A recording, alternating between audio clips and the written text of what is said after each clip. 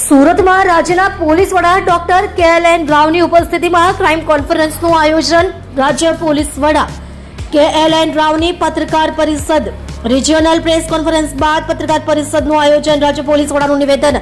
આજે regional crime કોન્ફરન્સનું આયોજન કરવામાં આવ્યું. સુરત જિલ્લાના 5 જિલ્લાઓની ચર્ચા કરવામાં આવી.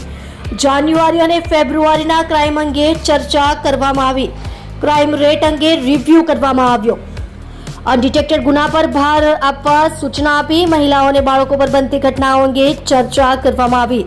ઉપરાંત શહેર અને ગ્રામ્ય સહિત રેન્જ વિસ્તારો આર્થિક વિકસિત વિસ્તારો છે જ્યાં બનતા આર્થિક ગુનાઓને રોકવા કડક સૂચના આપી.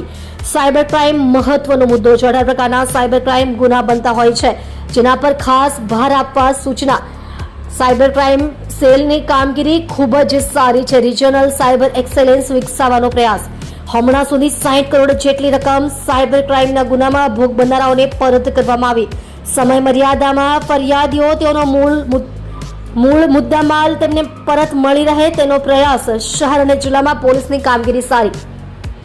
ટ્રાફિક વ્યવસ્થા પણ ખૂબ જ સારી. પહેલા 20 મિનિટ જેટલો સમય PCR વાને સ્થળ પર પહોંચવામાં લાગતો હતો જે ઘટીને હવે અડધો થયો છે.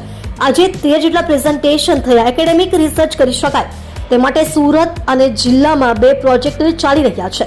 SVNIT દ્વારા સ્પેશિયલ એપ લોન્ચ કરવામાં આવશે જે પોલીસની શારીરિક કસોટીમાં મદદરૂપ બનશે. સાયબર ક્રાઇમે પોલીસ માટે પડકારરૂપ બાબત. બોમ્બના ફેક કોલ સુધી પહોંચવાનો પ્રયાસ. મૂળ સુધી પહોંચવાનો પ્રયાસ. જેના મૂળ સુધી પહોંચવામાં પોલીસ તપાસ કરી રહી છે. ડ્રગ્સ સામે એક્શન પ્લાન તૈયાર. હોટસ્પોટ આઈડેન્ટિફાઈ કરવામાં આવ્યા છે. એન્ટી નાર્કોટિક્સની ફોર્સ તૈયાર કરવામાં આવી છે. ડ્રગ્સના દૂષણને સમાજમાંથી નેસ્તો નાબૂદ કરવા પોલીસ કટિબદ્ધ.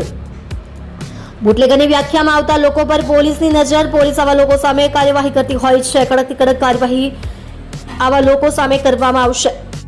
ગુજસી ટોક સહિતના ગંભીર કલમો હેઠળ કાર્યવાહી કરવામાં આવશે. સાયબર ક્રાઇમ આજનું દૂષણ.